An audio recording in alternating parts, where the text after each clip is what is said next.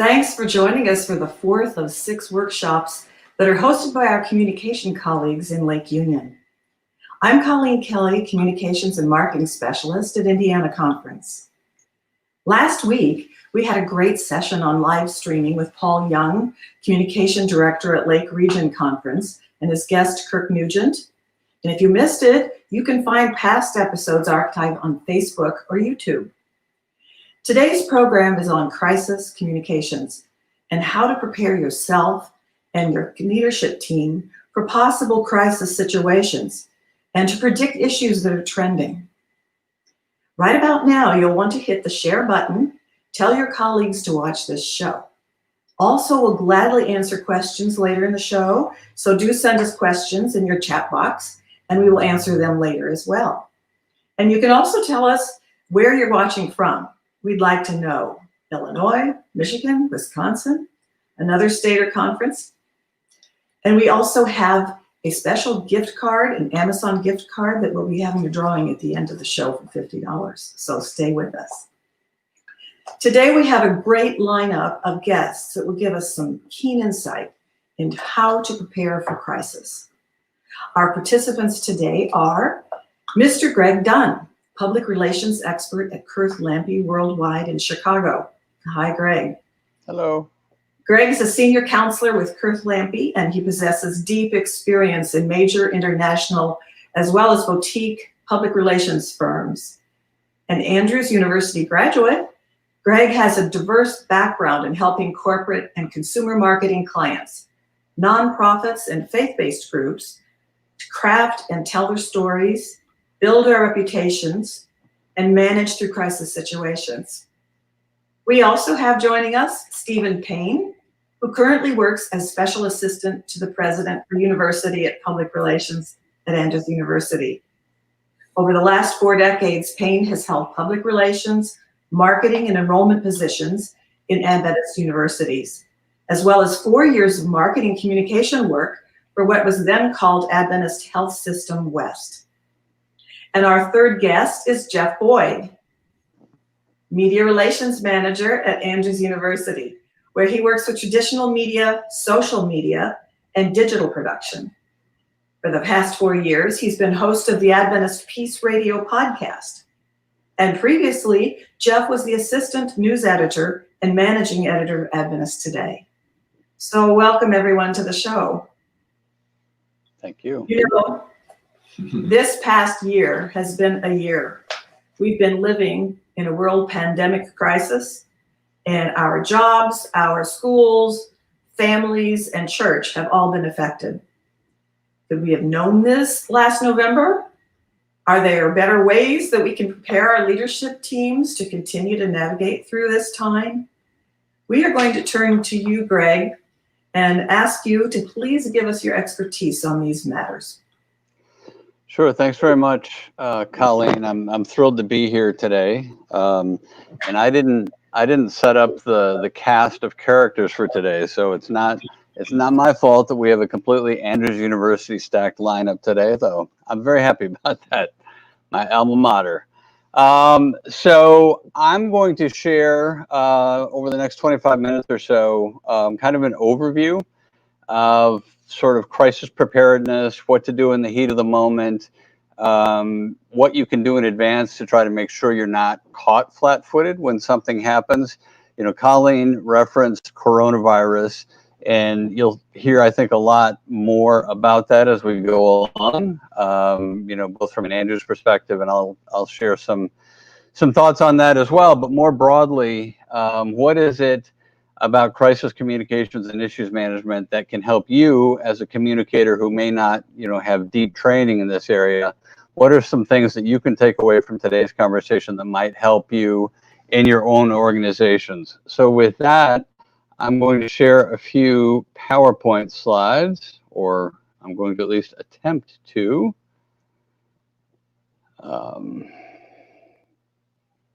There. Can we make that? Oh, hold on. Okay, there we go. So thank you again for your time today. What I'm sharing with you today is sort of a slightly consolidated version of some content we shared through Adventist Risk Management much earlier in the year, and we'll look forward to taking any questions at the end, as well as getting Stephen and Jeff's perspective as we go along. I apologize. I don't seem to be able to advance these slides.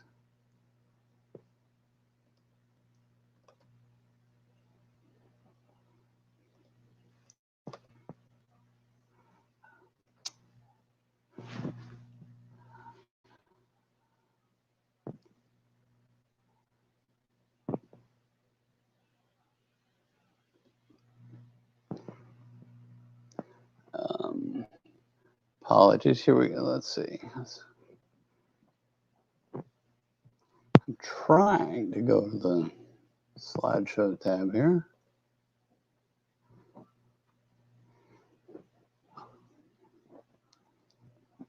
Okay. Let's do that. I will send over the slides if we want to slightly rearrange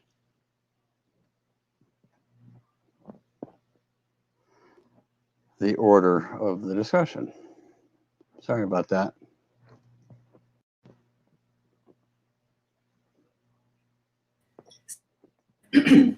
You've been having issues with COVID at Andrews as well as other schools.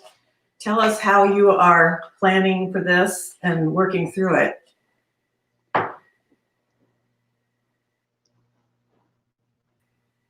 Do we have Stephen Payne? You do have me. There you go. Yes. one of the things that has been a factor from the very start, and it seems to be true of other crisis communication projects, is it's the old saying of ready, shoot, aim. Jeff and I were going back and looking at some of our monitoring tools, and just looking at when, for us, as I think most of you may know, in March, when we had our first cases, there was some connections with the Sandy Patty concert here on campus, and the communication, and this is still a struggle. Sometimes day by day, we would need to update and share information. We at first relied especially on direct communication and on social media, but it ended up being an issue where even on social media, we would need to sometimes update and revise. We eventually tried to begin to consolidate our communication on COVID-19 into weekly and then later in the process monthly newsletters. But even then, the need to communicate frequently and directly continues to be the case. I think on Monday and Tuesday of this week, we had 6 different emails going out to different groups on campus talking about issues connected with COVID-19 or just alternative plans. For example, just last evening, we did our traditional in-person employee Christmas event on Facebook Live. And so it's been interesting to try to not overwhelm people with communication. I think that's been one of our real drawbacks to how we've communicated, is there's just so much content that's going out there, so many details to sort through. We've also really relied on actually 2 different evolving sets of websites. We did a very specific kind of crisis communication driven COVID-19 site at the very start. As we got into the summer, and it became clear that this was a longer journey. One of the things that we did was to create a new site that connected with some of the things that we're talking about here, was transparent. That was where we put our dashboard about COVID-19 cases. That's where we put our safety plan, videos, archived all of the different communication. Just one example is in terms of so much communication, as we sent out a note this week about testing in spring semester for students. And we sent, usually when we would communicate, we would try to communicate with all the key stakeholders, with the students, faculty and staff, and then with the parents. And we'd also try to make sure that board members also got that communication. And so we found this week, for example, when we started talking about spring testing, that some of the parents were saying, oh, well, we don't know what the details are for summer. And it was something that had come out in an October 30 letter, but it's now been, several weeks since that letter went out. And so just kind of keeping information consistent, consolidated information has been a struggle at times, simply because there's such a huge volume of info going out.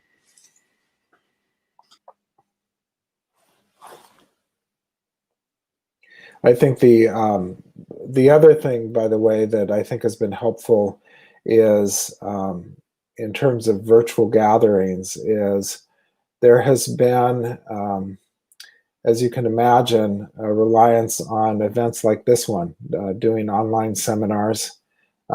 Again, for those, we've kind of broken them up into stakeholders. So we would do one with international students, or we may do it with faculty and staff on campus. One's for parents, one for students. And I think, especially now when there is so much expectation of the ability to speak directly with an organization, that those webinars have been important. Another interesting dimension, and I don't know how much this would be true for the organizations represented here today, but one dynamic in a lot of the things at Andrews right now, but specifically with COVID-19, is that we have an array of Instagram accounts that are private or anonymous. One is called AU Confessions. One is called AU Hood, like AU Neighborhood. And these are usually critical of the university. You don't know who's saying what. But those have been realms where if students have been or others have been angry or upset about how Andrews has approached different things with COVID-19, it's been an interesting process to try to effectively monitor and respond to those. I mean, one interesting quirk with that is often given some of the privacy settings of these accounts, or even individuals who make comments on Facebook, is it's sometimes impossible to respond as Andrews University. And so one of the things that we've done is in my role, I will go in and identify myself as somebody from Andrews, but it's not using the official Andrews channel to respond because that's not possible. But I'll go in and say, you know, this is Stephen Payne from Andrews University, and try to speak and engage directly in those contexts. And so it's been interesting because I've noticed as we do that, people will then sometimes tag me in those conversations and say, most people know me as Gum Guy. They'll say, Gum Guy, you know, what about this? Could you find out about this? And so, you know, I think, especially in crisis situations, you want people obviously to connect and interact with you directly and as much as possible. And so it's been interesting with COVID-19 and with other recent crises to really look at how you can navigate some of these social media conversations. As Jeff and I were talking earlier today, it seems like, at least in my work in PR and crisis communication, that there was a time period where a lot of people would say it to you directly, and they still do directly. But there's more and more conversations that are happening beyond the realm of your official channels. And if people have a complaint, they may never come directly to you, or they may have given up on coming to you. And so it's been interesting to try to effectively monitor and respond in those situations. And again, sometimes it's just a one-on-one interaction. True. I know in Indiana, we've had a huge change and shift we've had to adapt to. We were the host state for the GC World Session and Pathway to Help in April.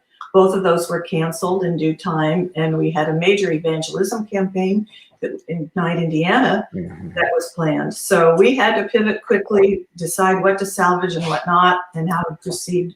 And frankly, there's still unknowns this year coming. Well, Jeff, maybe you can give us a view of being media relations manager at Andrews, how you are working with your different audiences to communicate what will happen at Andrews with this. Sure. I'll talk a little bit about the Andrews situation, and then address a few other points as time allows here before we go back to Greg. So I'm quite new in this position, began this summer, and so I've been working with Stephen quite a bit to get up to speed.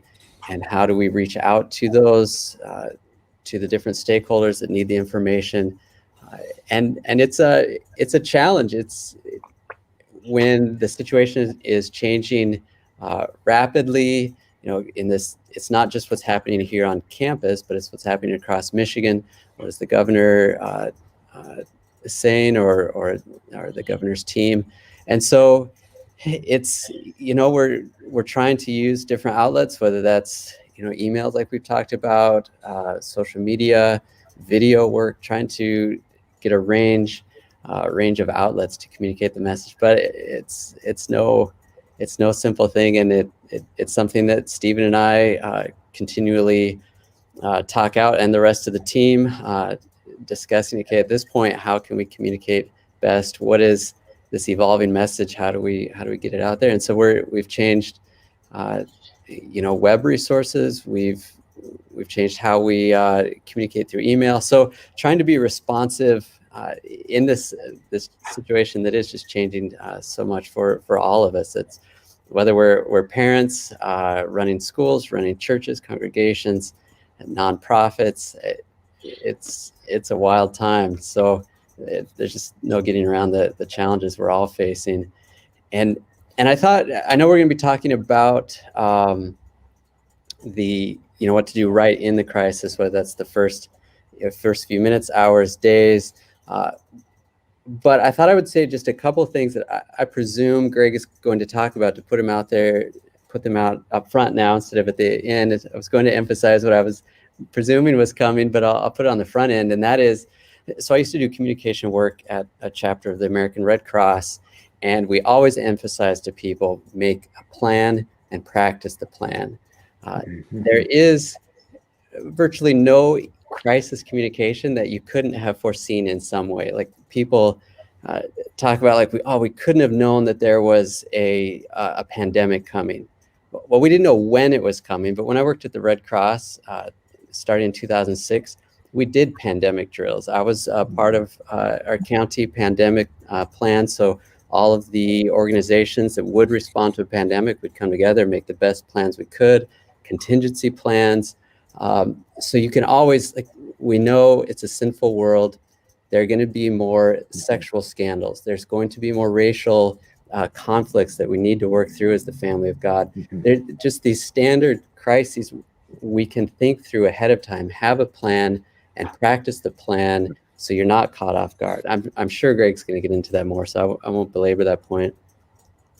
And then I'll just make a quick comment after the fact. This is something Steve and I were talking about earlier today.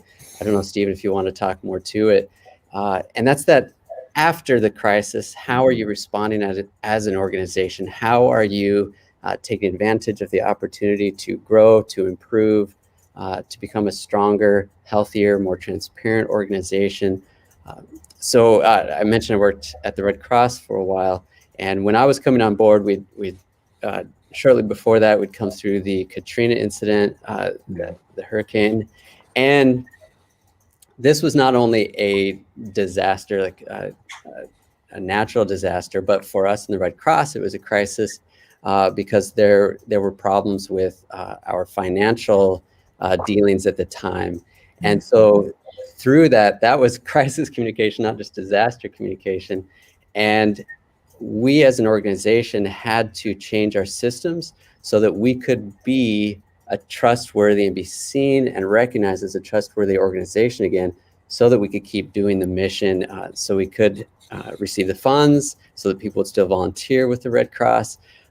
So many of these crises we go through, there was some failure within the organization in some way or another, and to use those as opportunities to grow, to be stronger, to see where the maybe systems or oversight was not as strong as it should have been, or maybe it's a controversial issue that we need to think through, how are we living into it. So all of these crises are opportunities. They're not fun, usually not enjoyable, but with God's help, we can, God can use everything for good. And so to use those for us to grow, to learn for next time, to be more trustworthy organizations and more transparent organizations, better functioning organizations, whatever, in a given situation, whatever it might be. So they are opportunities. So that's just what I wanted to say about the front end and the back end of a crisis.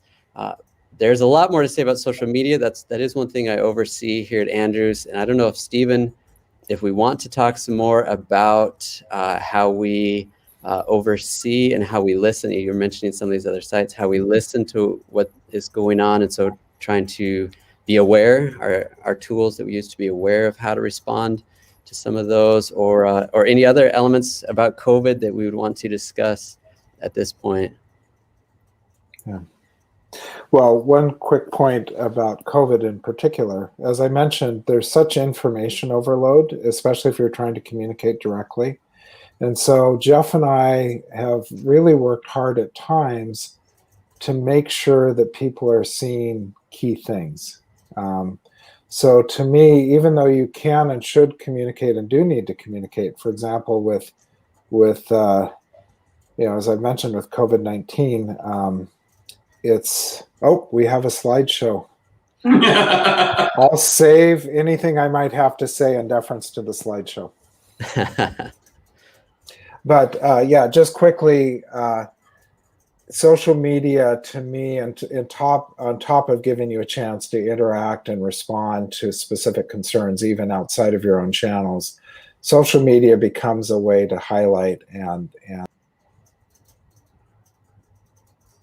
Well, I think that's one very important. And I know that Greg has a lot more things to give us, some good tips, and especially the work, the background of experts in the field to be able to line up, to give you function and stability. So please, Greg, let's go on with you.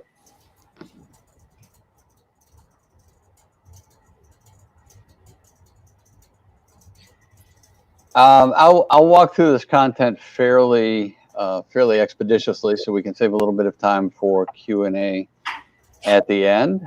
Why don't we just go ahead and advance to the next slide? As I mentioned, this is some content we had shared earlier in the year for Adventist Risk Management. But quickly, what some of the things that we'll be talking about today. It starts with reputation. I'll talk a little bit more about that, but that can't be underestimated. We usually think and talk about reputation in terms of corporations and consumer brands and the like. But in my mind, reputation is even more critical to faith-based institutions. And so to have that strong reputation defined and articulated in advance is imperative. What's an issue? What's issues management? How do we determine the difference between an issue and a crisis? We'll talk a little bit about some of the principles that go into the strategic decision-making, measure, recalibrate, and like I said, hopefully we'll have a few minutes of Q&A at the end. If we can advance to the next slide, please.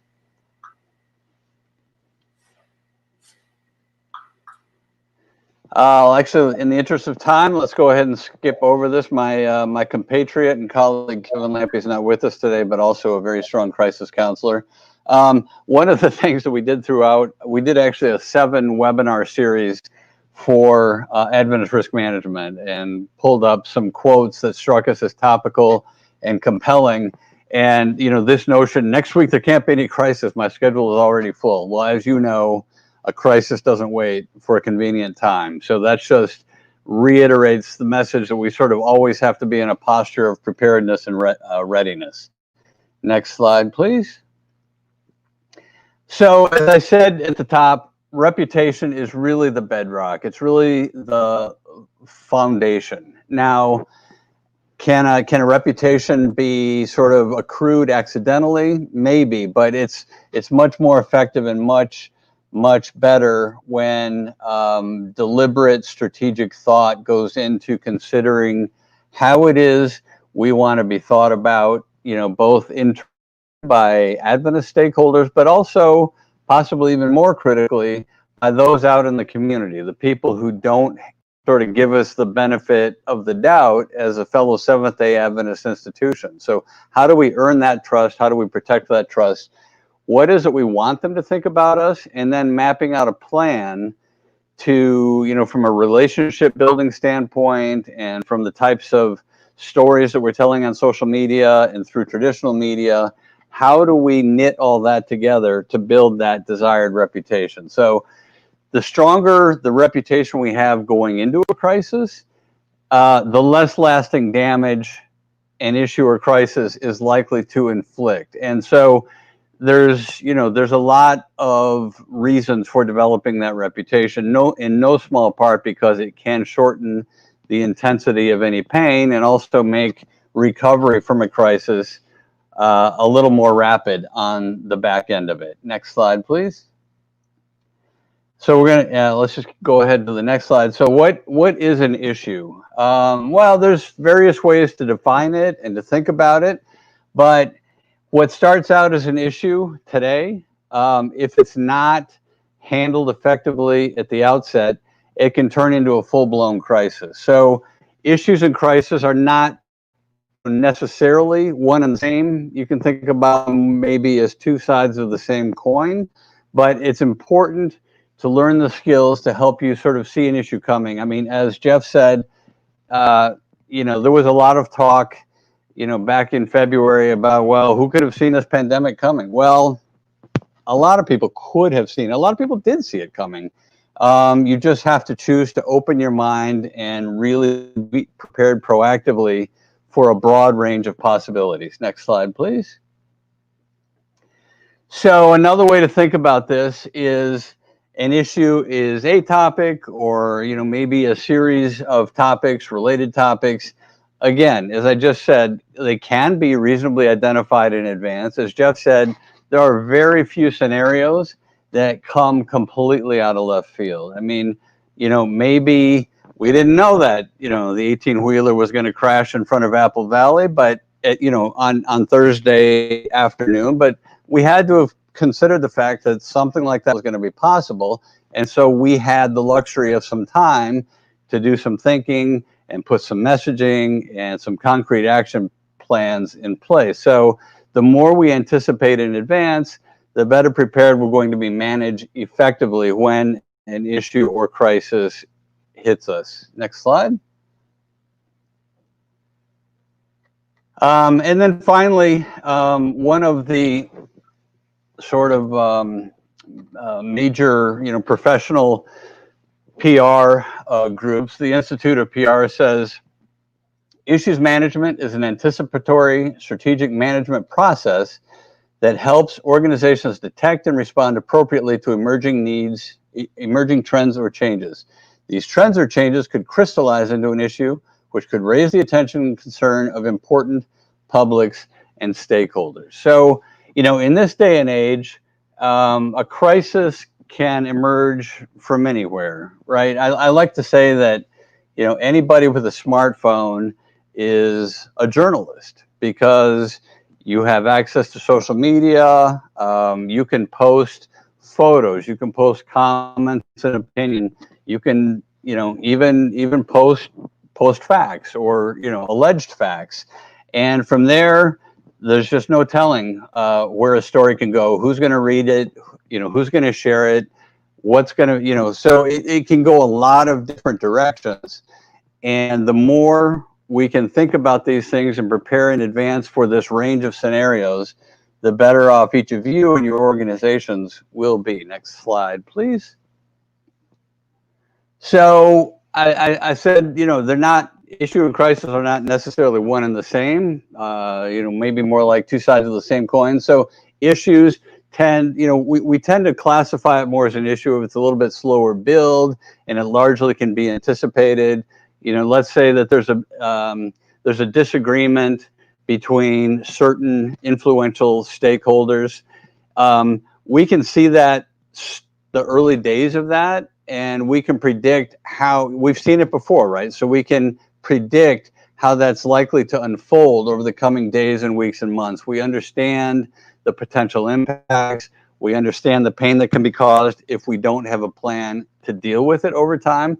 Whereas with the crisis, again, to Jeff's point, while we can, consider the likelihood that certain types of crises could happen and might happen, there's still a crisis, because if the plane went down, if the truck crashed, if there's a natural disaster, we didn't know it was going to hit right then. So we didn't necessarily have the luxury of sort of a slow lead in. We've got to be ready to act when that crisis hits, but having done the proper preparation and taken some of those preparatory threats, we'll be ready to respond more effectively and more rapidly to this threat that could affect reputation if we don't respond appropriately and quickly, even as the situation is rapidly unfolding. Next slide, please. So again, different approaches, slightly different meetings, some distinct, differentiated management responses. Next slide, please.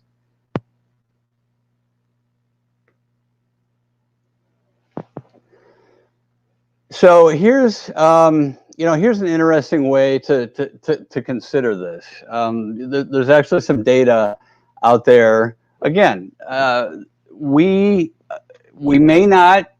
obviously don't have the luxury of knowing when something tragic is going to happen, but we do know the vast majority of types of incidents that could happen, that might happen. And so from that standpoint, we can start prioritizing, and I'll go into a little bit more detail about this, but, thinking about who the subject matters are in the organization that we can tap into for expertise and knowledge. And then over here to the right, you'll see an interesting stat. 80% of crises are caused internally. And that doesn't mean, obviously that a hurricane or some outside terrible event that happens necessarily could have been prevented by, really smart people in the organization. But the fact is that you need a leadership team who is receptive to the knowledge, to receptive to the notion that, themselves engaging in the crisis planning process, the preparedness, and practicing, again, to Jeff and Stephen's point, practice, practice, practice. It's not enough just to have a static plan on paper. These things have to be pressure tested. And a lot of times, unfortunately, the reality is that doesn't happen as often as we would like. And so if the senior people in the organization are not taking it seriously, they don't want to get involved, worst case, trying to sweep something under the rug, in up to 80% of cases, the internal resistance, the lack of receptivity to the benefits of crisis preparedness either can, help accelerate an issue into a crisis, or possibly even make a crisis worse and the impact more damaging than it needed to be. So that's, I think, a key takeaway from today's conversation. Next slide, please. So how do we think about these things? From a mindset perspective, again, we talked about kind of complementary but differentiated skill sets. Issues management is very much a strategic, anticipatory, ongoing process, whereas those types of skills and that type of thinking can also help you, but more other skills are needed in the heat of the moment for effective crisis management. So, when that terrible accident happens, when that natural disaster hits, you need rapid fire in the moment. You have to have good instincts, but also at the same time, you're not going to do this on the fly. That can lead to all sorts of other problems. Hopefully, having done the work in advance, you'll have a good strategic plan, you'll have an approach, you'll have a pressure tested process, but you're doing this much more rapidly than, in that sort of issues scenario that I laid out, where you've got sort of a slow build. Yes, we've been through this before. We know how this is going to unfold in the crisis. Everybody has to know their role. You have the subject matter experts, you have a spokesperson, you have the social media team, you have well-defined responsibilities, and everybody knows what they do when and in order, and it's all sequential, but it's happening very rapidly. So that's kind of in a nutshell, contrast between issues management and crisis management. And let's go to the next slide, please.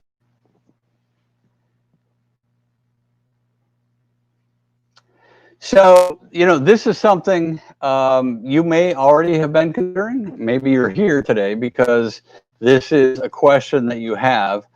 But we know that there's no such thing as a crisis organization. But how do we become, more prepared, more strategic, and we obviously, as I said, we're all here representing faith-based organizations. So obviously our faith and, making sure that we're living our values and that we have that strong Christ-centered reputation that's already sort of baked into how people think about us.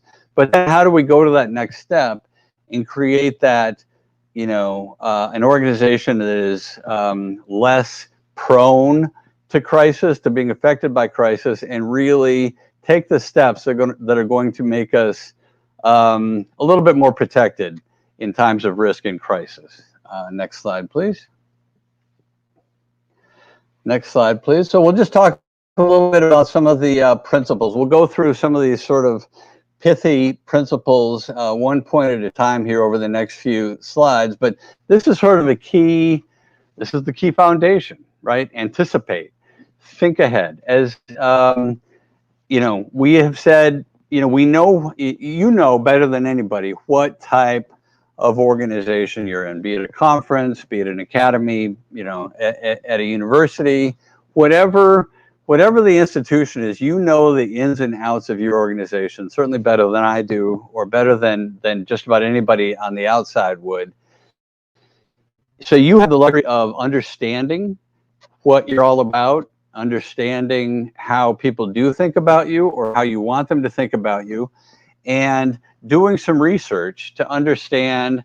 You can certainly learn from issues that have already occurred to your organization in years past, but you look at peer organizations, be they Adventist or be they affiliated with other churches, or be they secular. And maybe it's a geographic vulnerability, maybe it's but you have the luxury of doing some homework and doing some thinking ahead about the types of situations that have at least the potential to affect your organization in the future. Next slide, please.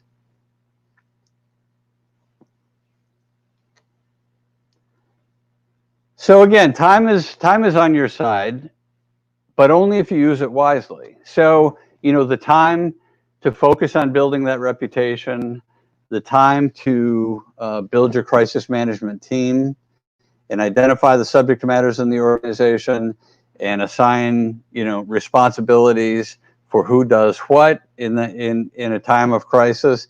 You have where you sit today. I mean, yes, you could say, but we're in the middle of this COVID crisis. Yes, absolutely. But and I know that has to take up a lot of your mental real estate and a lot of your bandwidth. But to the extent that you can also carve out time to think about the greater universe of possible issues, this is the time to do it. So to focus on that reputation, to focus on your issues management plan now, before the crisis actually hits.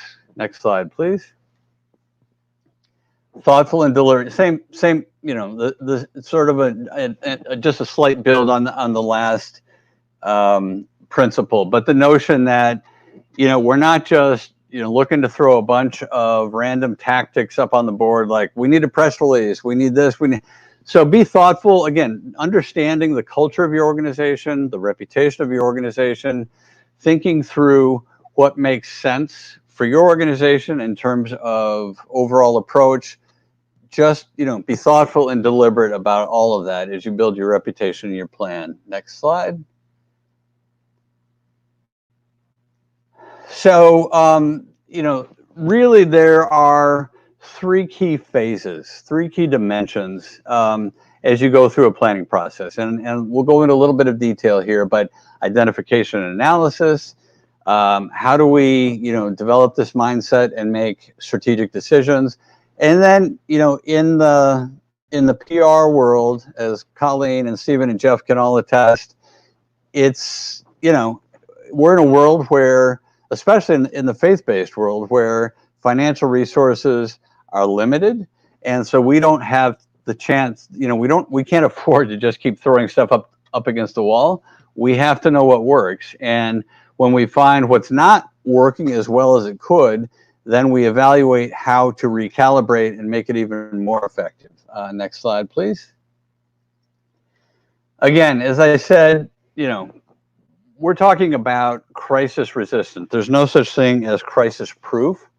So what we want to do is to take those proactive steps to identify and manage issues, and in the process, reduce the risk. There's only so much we can do to reduce the possibility of certain types of events happening, but what we can do is make sure that we are ready to communicate effectively when those events do happen, should they happen. So the benefits of issues management, to planning ahead, to being prepared, is that you're helping your organization head off, possibly, or certainly, again, at least be ready to limit the damage to the extent possible of potential crisis crises, you want to protect that reputation. I mean, reputations are very, very fragile.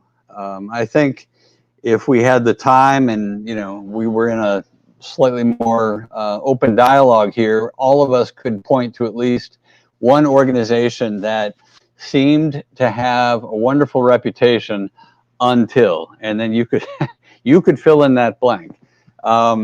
We want to be, we want to have reputations that are more durable, again, that are Christ-centered, that, you know, where our values and we're seen as living our values and the values are consistent. We're not seen as, you know, hypocritical in the community and saying one thing and doing another, but we are well aligned between our values and the principles, between what is preached from our pulpits and the values that are demonstrated on our campuses and in our organizations. And so that we have, you know, that really strong reputation that even the non-Adventists in the community have very positive perceptions about us and are more prone to give us the benefit of the doubt. And all of this together, the proactive planning, the reputation, all of it together helps reduce our risk, both in terms of the financial risk of the fallout from a crisis, but the reputational risk and increasing the likelihood that we're going to bounce back more rapidly on the back end. So one thing we like to talk about is, you know, sort of understanding the life cycle of an issue, and knowing where you are in the process, sort of having a good, a good instinctive feel of when, you know, when you have advanced from one stage to another stage, and it's not completely linear. Sometimes you think you've navigated the first couple of steps in an issue, and all of a sudden new information emerges and you feel like you've slipped back, but it's still sort of good to manage against an understanding of, you know, is this just breaking? Is this new information going to take us all the way back to the beginning? We sort of have to stop all of this over. You know, how do we advance through this process as rapidly as possible? When do we sort of get towards the end of stage 4 here, the actual crisis stage, and, you know, we have enough days, you know, afterward where we're not in the news every day, where the chatter on social media has become less critical. It is so understanding where you are in the process, understanding how that should affect the tone and messaging of your communications is all part of, you know, how to effectively navigate through, how to make sure that you're addressing the needs of your stakeholders effectively. And obviously you want to get to that dormant phase, but you have to be prepared for a new nugget, a new, you know, some things that we think we've put behind us, days, weeks, years later, can reemerge, and you need to be prepared for that as well. Next slide, please.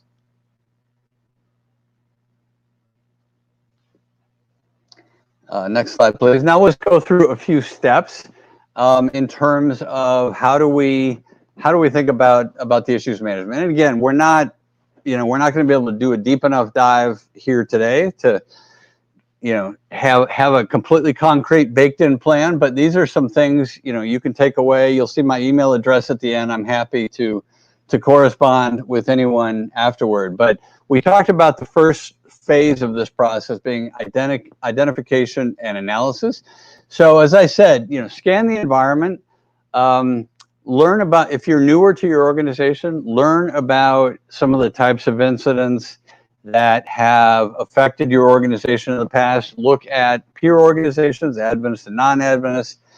And then, you know, this next point, assess and analyze your vulnerabilities. So anything that's happened in the past certainly is a likely possibility that it could happen again in the future. So, you know that that's a possible vulnerability. Anything that's happened to another organization, looking at what's happening in the world, you know, from a public health perspective. These are all things that you know are somewhat vulnerabilities. Now, you can't you can't address everything all at the same time. You're one person, you're a small team, you're a small organization. So you have to begin prioritizing. I mean, talk to the senior leaders in your organization about what keeps them up at night. What have they lived through in previous positions? And you start to get a pretty good feel of, a list of a top 6 or 8 or 10 vulnerabilities that you should begin preparing for. Now, you won't ever have, materials and precise messages for every possible scenario that it could affect your organization, but you'll have a great start. You'll have content that can be adapted based on the specific circumstances of a particular issue or crisis. And always monitor, monitor, monitor, so that you are on the very early edge of managing any issue that crops up on social media, that crops up in the news. Next slide, please.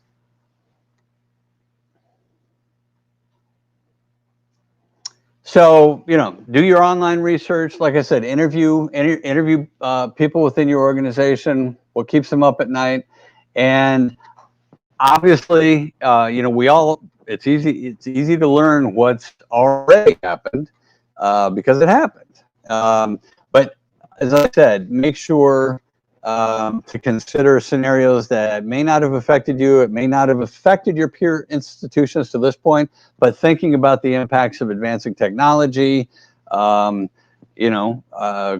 change, just consider factors that could lead to scenarios in the future that may not have occurred yet to this point. Next slide, please. And then, actually, think about how to address those vulnerabilities. As I talked about, you can make a list. You may consider buckets of lists. These are we from talking to people and from our research, we know that financial improprieties are a real risk to our organization.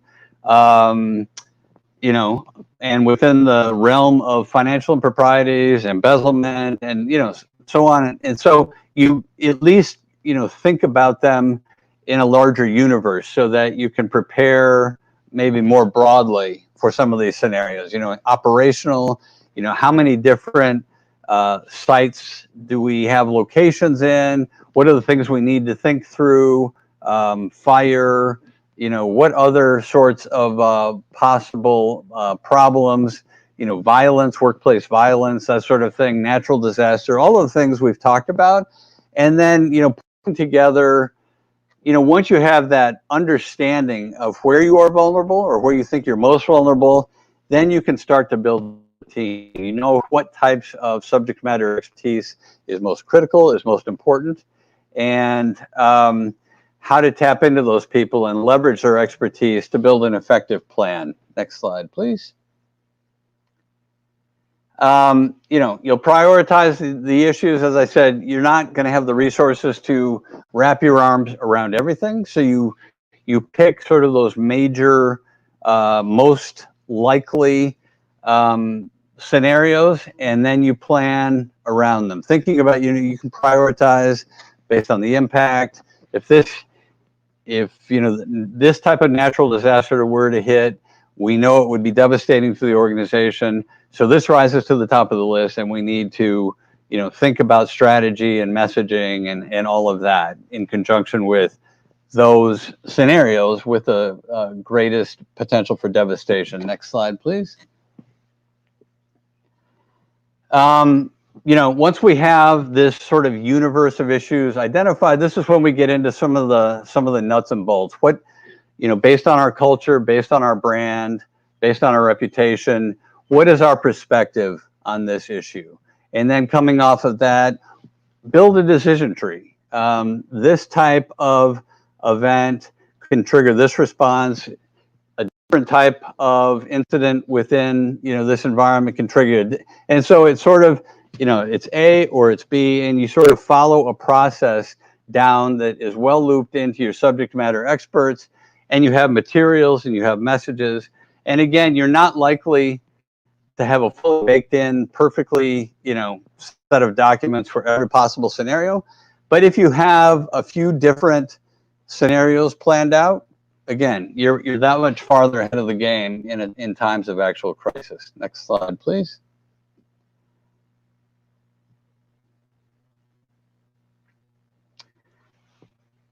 And as I said, measurement is very, very important. So look at how the messages you're putting out are being received. Are third parties starting to be supportive of you in the media, on social media? What's the, what are you hearing out in the community? Do you have strong relationships down at City Hall? What are they telling you? And they may not be telling you what you want to hear, and that may mean that you're not doing exactly what you had hoped to set out to do. That's not the end of the world. You go back and you recalibrate, you regroup, and we continue to communicate until we are seeing our desired results. Ensuring that we still have those strong relationships in the community, reinforcing our reputation and our brand. And at the end of the day, as I said, we're trying to preserve that reputation, and we're trying to shorten the duration and intensity of an issue and or crisis throughout this process. Next slide, please. And this is just sort of a type of matrix that helps you think through. Okay, here are the key issues. What are the types of documentation and messaging and supporting materials? Who would be the spokesperson on? And so putting together a spreadsheet like this is just a good way to make sure that you're covering your bases and you're as prepared as possible in times of crisis. So I think that brings us to the end. Is there one additional slide? Okay. So, that was kind of a condensed overview, but glad to have had the opportunity to walk through that. We only have about 5 more minutes. I would like to know if Stephen and Jeff have questions for Greg. Maybe I'll just say a quick comment, Greg. I really appreciate how you talked about buckets.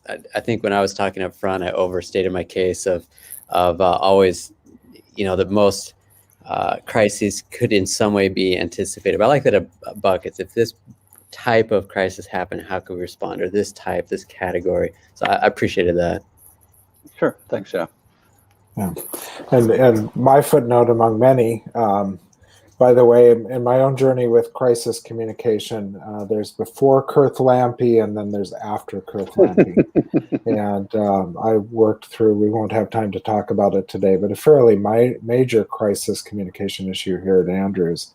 And I love what you're saying about issues management, because I think you can predict or understand, if you do it correctly, what's coming up. But then I think the other part of it too, as you were saying, we need to, within an organization, get leadership together, plan for these crises. But then also the thing I found striking at Andrews and in other situations where I've worked for Adventist organizations where there's been a crisis, is it's the work after the crisis that's also important, especially if issues management triggered the crisis. And so the issue that Kurth Lampe and we worked together on was connected with what we call Cupcake Wars, a proposed bake sale by an unofficial LGBT student group on campus. And we probably could have, in retrospect, predicted in a lot of different ways all the different steps or missteps we took to get ready for that. But then I think what was just as powerful is there were lessons to be learned from that crisis that then triggered months and years of work after the fact. And it involved stakeholders both within and outside of the organization. And so to me, it's really interesting, since issues or neglect of issues can lead to a crisis, that those sorts of building blocks that you described, Greg, end up being important after the crisis as well, because it may imply things need to change and the organization needs to change. Yes, absolutely. Greg, you've worked with the church a long time and are a member. What issues do you foresee across the board that might be coming up in the next 5 years? Well, I mean, we're certainly, the church is not immune from any of the, the real estate, potential issues and, any of the personnel issues. I think we know that even as a faith-based organization, we're not immune, to the types of temptations, and our leaders are not immune to the types of temptations that can cause some of that serious reputational damage that I talked about. So I think communicators have to be prepared, even in thinking through those most unpleasant scenarios. Be it about pastors, be it about administrators. We're all human. How do we stay focused on our brand and our reputation and stay grounded in our faith? We know that there are incredibly stressful theological differences among members that spill over into the public domain. We have our own racial tensions inside the church, just like we do outside in society. So I think, I think it's really thinking about how we want the community to think about us, and being prepared for those things that could damage and counteract the positives that we want people to think about us. So understanding that negative events are going to happen, how do we manage those as effectively as possible? And it gets back to having a good reputation in the first place. Absolutely. Well, I want to thank you, Greg, Stephen, and Jeff, for participating today. I hope that people will learn more about crisis communications, and if they would like to reach out to any of you, you're available. And this will be recorded today and be on YouTube as well. So Great. Thank you for joining us today. Thank you for the invitation. Thank you. Thank you. And we want to thank the team behind the scenes as well. Debbie Michelle, Associate Communications Director at Lake Union. Felicia Tonga is our director. Katie Fellows handled the social media. And Jonathan Min, who designed the promos and graphics. Next week, on Wednesday, December 9th, we'll take a look at branding for your church and school with Jonathan Min, our Lake Union Communication intern, and Georgia Domsteig, NAD Communications Senior Editorial Assistant. We hope you will join us then. And now I'm going to turn over to Felicia for our Amazon gift card drawing.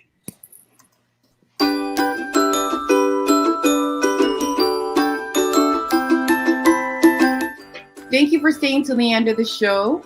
On behalf of the Lake Union Communication team, we'd like to say thank you for participating in the Lake Union Herald Readership Survey. As you already know, for those of you that participated, we have entered you into a $50 Amazon gift card drawing. And I'm going to go ahead and draw that name right now. We have here a bucket full of names of those of you who have participated, and I'm going to go ahead and choose who that winner is. And the winner is Mandy Lehman.